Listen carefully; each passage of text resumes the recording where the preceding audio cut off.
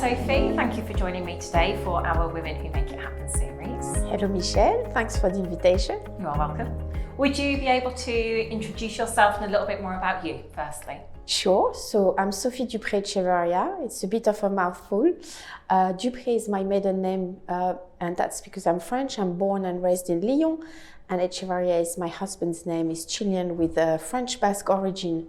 And I'm therefore married with 2 daughters, and I'm now the Chief Risk and Compliance Officer at GIB Asset Management. It's an asset management boutique. We have in particular sustainability-focused products that we're really proud of.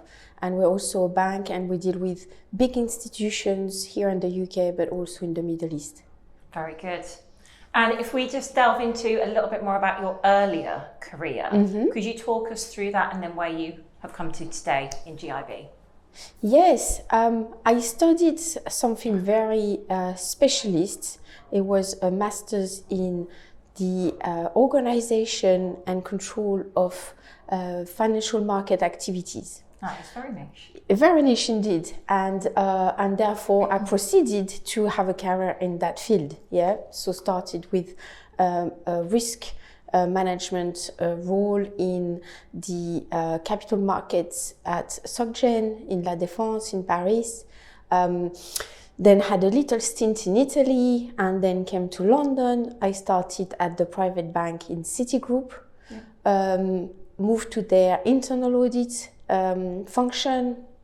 Then at Schroders, I had my first operational risk manager role. Had a big break at Schroders as the head of the investment risk framework, and then moved as the head of organizational risk at Barings, the head of compliance and operational risk control at GIB Asset Management for their EMEA region, and finally my current role at GIB Asset Management. What motivated you initially to get into financial services? Well, I didn't know anything about it. So it was a little bit of, again, a stab in the dark, because I grew up in a family where everybody either was a teacher or worked for the railway, the national railways at the time. So I had no clue about business or finance. But the impression it gave me, it was quite meritocratic. Yeah. And, people who worked hard could do very well. And I really liked that, because in teaching, I had the opinion that I built over time, surrounded by all of my family working in teaching, was that whether you work hard or not, the only recognition you get is from your students, not so much from the organization. And I felt that was very unfair. But that degree that I mentioned was created by someone quite extraordinary, really, Michel Carlin. I still remember his name, because what he spotted is that the financial services industry was evolving very rapidly. In the 80s, there was deregulation, and that meant that firms merged together and grew, and the derivatives market in particular exploded, and of course everything moved from paper to digital. It started then in the 80s, 90s, etc. And the industry was evolving, but talent was always recruited in the front office. It was the traders that everybody was dreaming about, the investment bankers, all of these very prestigious roles. But then in the back office, people were just coming straight after school. And that's great, you can do many, many things, but there wasn't really this systematic way of preparing people for a more demanding type of back office, when the transaction became a lot more complicated. So he saw that gap, and he created that degree. And he did that in partnership with the big banks in France, so SocGen, Crédit Agricole, Crédit Lyonnais, etc., which meant that people entering that degree were guaranteed to have a 6 months internship in a reputable organization, and therefore they were ready for work. And most people found work before, very, very quickly, or in my case, even before I had finished my degree. And that was quite special in those times, because lots of people in France would study 4, 5, 6 years and still not have a job at the end of it. Oh, wow. Well, I think that's quite a story. I didn't know that. So, and then here we are today. How have you navigated those slight role changes, the nuances between them throughout the different companies? You mentioned you got a big break, Schroeder. So could you talk us through that a little bit? Well, I think that for a risk career, it's been a diverse one in the sense that, as you just pointed out, I worked in different risk disciplines, but my education was quite rounded because I studied economy, and economics is both, a little bit of, quantitative, a little bit of non-quantitative, more literature, and therefore that's a rounded preparation, I guess. Therefore, I never felt, this is different, and I'm thrown off here, and I never felt that. But I suppose what has been different with my big break is starting to be responsible for people, the line management aspect, and that was something new that I found really interesting, but also challenging at times. But fortunately, I always got a lot of support in terms of training, mentoring, and more recently coaching, which I really find a privilege.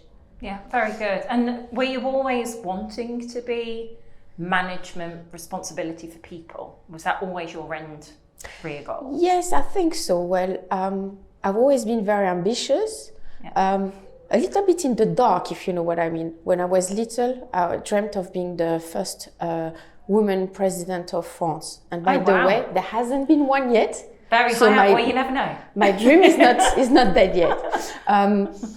So I always had these, wild, ambitious dreams. And I suppose I am where I am because I never said no to an opportunity. The big job that really gave me this, impetus in my career, I later found out that my boss had turned it down because he didn't think that there was a clarity of opportunities. Oh, wow. But I took it and it served me well. And you've never looked back. Exactly. So, yeah. Well, that's obviously helped to shape where you are today in your current role. So if I just touch more a little bit on that management side of people and coaching, which you've just mentioned, what would you say your kind of management style is, or leadership style? Well, I think, leadership style evolves with time. Or let's say that, let's hope that leadership time evolves with time, because we continuously learn and therefore it should evolve. But looking back, and I look back because I knew we were going to discuss my journey today, and therefore gave me the opportunity to reflect. I realized that I'm much more able now to bring my whole self to work. So I'm much more Sophie, me as a leader, as a manager today than I was when I started, where it was a little bit more constrained and contrite. And, I was more trying to fit the image that I had of what a good manager in financial services was. So hopefully it's a better experience for people now. But at the core of my leadership, I think is this thing about always looking at ways to improve. Yeah. So that's myself, this continuous learning, this continuous experimentation, but it's also finding it in people, giving them more responsibility, always, expecting the best out of them. And it's also obviously in processes. So I'm always looking at how can we improve that? What else can we do? How can we do it differently? Yeah. Okay. And when you say learning and development for people, so do you mean like empowering them to take on more responsibility and learn from mistakes, I guess, as well? So yes, well, there is a lot of talk about how it's important to fail to learn and to grow, and therefore that we should allow ourselves to make mistakes and others to make mistakes. It's not really how I get into it. When I get into it, it's just this needs to be done. You're a perfectly capable individual. I don't really think about, you've never done it before. Yeah. I'm like, well, okay, so why don't you do that? And then provide the guidance or the support that is required. And it's generally only after the fact, when people have done it and they succeeded and they tell me, oh, wow, I wasn't sure I could do it, and I was like, really? But yes, of course they did. Most people, especially people, that we surround ourselves with in financial services. It's a very competitive industry, yes. Very selective. So most people are hugely capable, and one find that if they're given more responsibility, they tend to succeed and thrive. Yeah, very good. And how you help the people who work for you and the management and the coaching. In your career, has there been anyone who has helped to shape that as a mentor or a coach for you personally? There has been lots of training along the years, and that's all. That's what I already mentioned quite a bit. And I feel it's really a strong feature of financial services that it's a sector where a lot of money is spent in training. Yeah, and therefore it's an amazing opportunity for people to learn in all direction. I remember having had classes of Spanish. Oh, really? Ended up married the children, so it was quite helpful. It's just, you're just given opportunities, and people management is one of them. At the beginning, it's really quite basic. I remember one of my first line management training was how to delegate. Mm-hmm. And then it can be quite transformational. A few years ago, I had an executive coach, and the experience we had together was more akin to meditation, and therefore I was completely taken by surprise. Yeah. So yes, I was given all of this support along the years. But the person who really inspires me as a leader is my current boss, Catherine Garrett Cox. She's a very inspirational leader for everyone around her. Although I think I'm a very different kind of leader. Yeah. I think where you've said there's been lots of learning throughout your career, and it obviously helps to shape how you then coach and manage and develop your team. So I always think there's an element of giving back the higher you go in management and exco. So I do want to touch upon a point that you made earlier, actually, Sophie. So you've worked for some very big, very reputable organisations, and I wondered what differences you may have seen now at GIB or the latter part of your career compared to the earlier part, where we're talking about training, coaching, management, but also with DE&I principles and policies that have been brought in. So because you've worked in some very traditional TradFi organisations, so what changes have you maybe seen throughout your career in that respect? I would say night and day. To start with, there was no conversation about equality, equity, diversity, inclusion. It was just those words. I didn't even know about them. And actually, it took me a while to even realize all the barriers that were there in financial services for minoritized groups and women in particular. Yeah. I was just oblivious to them. I think most people were oblivious to them. We didn't even think about them. It was just, the air we breathed. I think you just got on with things, didn't you? Yes. Yeah.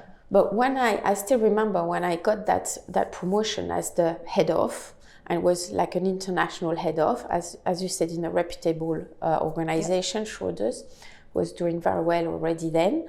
So many women that I had, hardly talked to before, sent me an email to congratulate me. And that's when I realized, oh my gosh, actually it's true.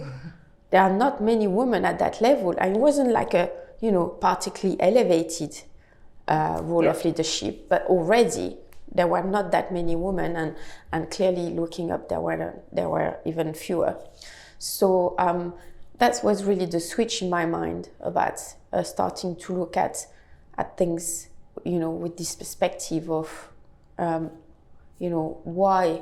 are there is there so little diversity at the top of the company and the companies in financial services. So it's changed a lot, and at GIB Asset Management, under Catherine's leadership, we're doing a lot. We had many really open, interesting conversations, and took action around diversity and inclusion. It's not just a big organization doing the work, it's also the smallest. And I think in smaller organization, things can be a lot more embedded and authentic. Yeah. Whereas in big organization, it's always a program. And I don't think anybody wants to be a program. Yeah. They want to be a person. I think you're right. It's got to be that tone from the top, and how do you actually make it part and parcel of the everyday culture, as opposed to a program, a tick box, a policy that's just been put out there, as opposed to really, you used exactly the right word I would have, embedded in the business. Yes, and it's not saying that people at the top of big organization are not trying to set the right tone. It's just that there are so many layers. Yeah. It's such a vast machine that it's really quite hard for it to be authentic everywhere. Whereas in a small organization like ours, 150 people, we all interact with Catherine, and we all interact with each other, and it's all very transparent. Yeah. So it's a different kind of relationship. Yeah, very good. And then you mentioned you've actioned, you take action. So what actions have you put in place when maybe appointing people for your team from a DE&I perspective? What have you personally done?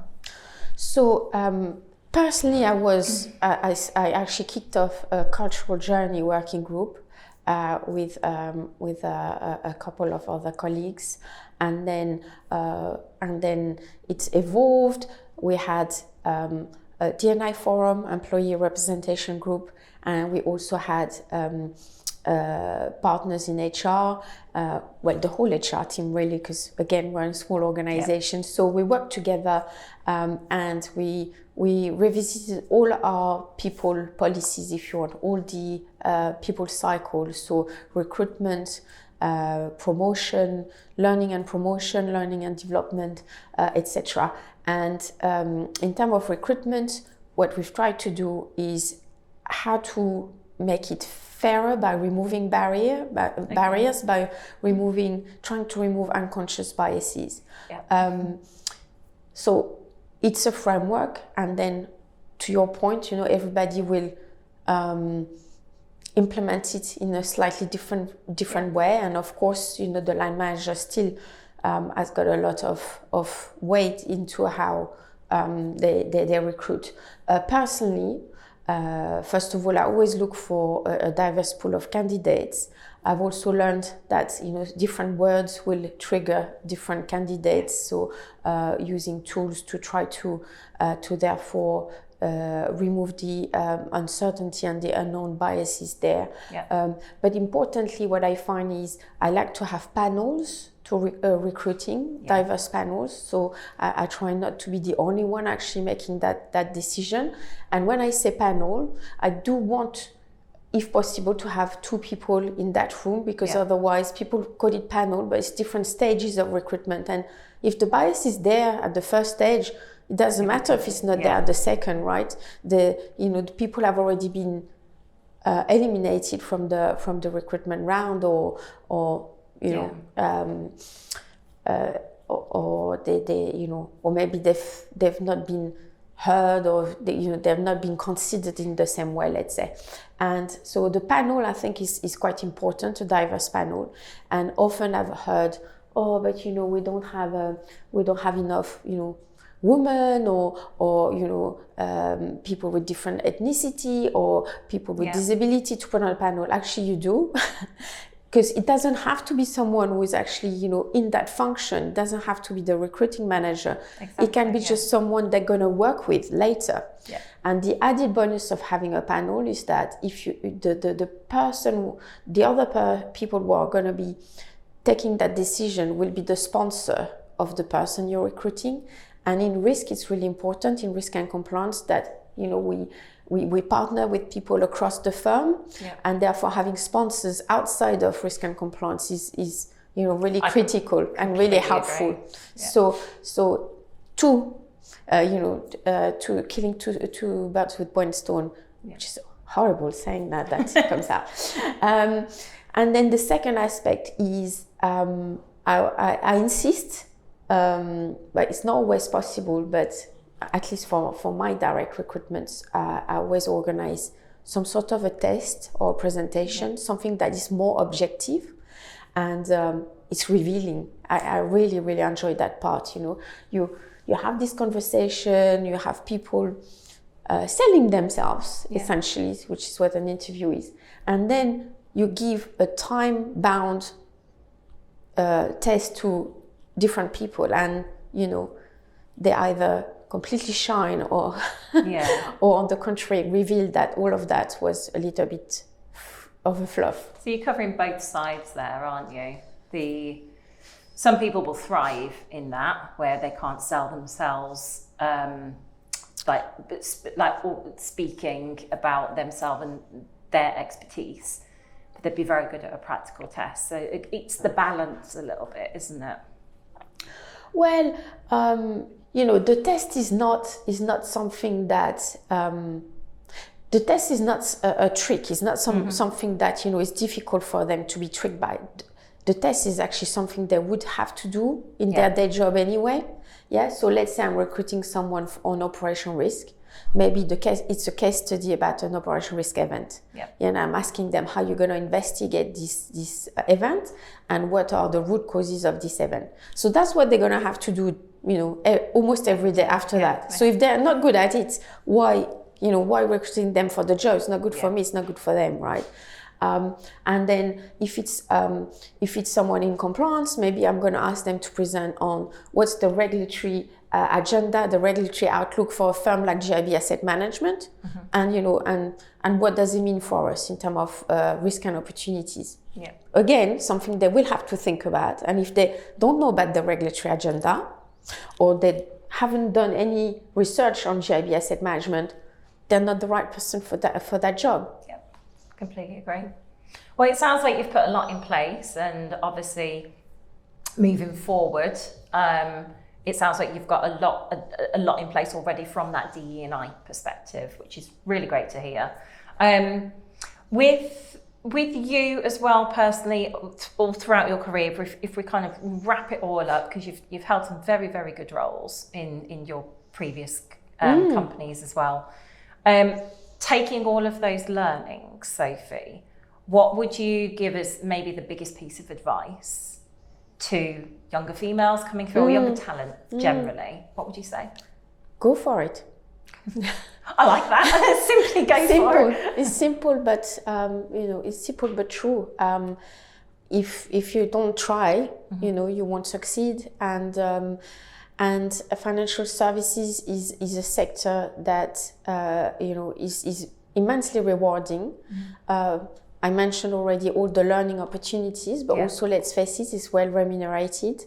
And you know, there are so many different things that one can do in financial services in terms of the different function, the different industries, and also the different places. You know, people can also travel in that sector, and all of that makes it, I think, a really exciting career prospect for young people. So, yeah. Just go for it. Just go for it. Well, on that note, I think that's a great way to end. So thank you very much for joining me. Pleasure to have you. It was great. Thank you so much. You're welcome.